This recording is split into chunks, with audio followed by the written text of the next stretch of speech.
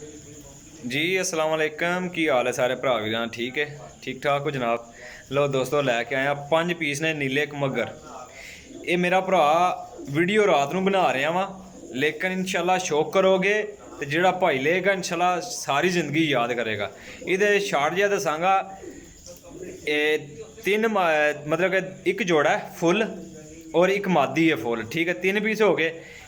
एक जोड़ा जोड़ा वो 6-6 7-7 पारदा है। ठीक है, पट्ठी पट्ठा हुआ। ठीक है, टोटल 5 पीस ने, टोटल 5 पीस। तो जिन्होंने भरावां साडा चैनल सबसक्राइब नहीं किया, आर के पिजन जरूर सबसक्राइब करो, लाइक करो, शेयर करो, तो अगे दोस्तों भाइयों भी शेयर कर दिओ। ठीक है, तो इंशाल्लाह ए दोस्तों संदूरी बलकां दे ने, हालत संदूरी बलकां दे।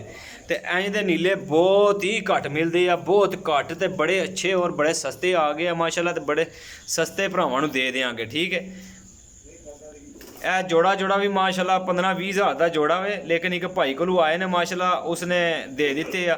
तो 2 जोड़े उन्हें अपने को रखे आ वड्डे। ठीक है, तो बाकी एक जोड़ा वड्डा भी दे दिता, एक पट्ठी भी दे दी 10 पार साफ, एक पट्ठी पट्ठा वे वो 4 पार 6 पार 7 पार का पट्ठी पट्ठा वे। ठीक है दोस्तों,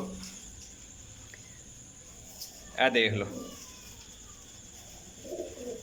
ये मेरा भरा मिल जाएंगे इंशाल्लाह, सारे भरावां नूं फाइनल मिल जाएंगे जनाब, बिल्कुल मुनासिब कीमत। 5 पीस ने तो 15,000 रुपये के मिलणगे। 5 पीस फाइनल प्राइस देंगे। ठीक है, 15,000 के फाइनल देने हैं।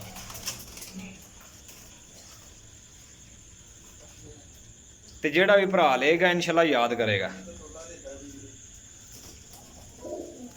तेज़ लाल अखां और संदूरी पलकां दे कबूतर ने, ते दुद्धदार नोकां, अलफ नोकां ने इन्हां दियां। ठीक है, यह देख लो।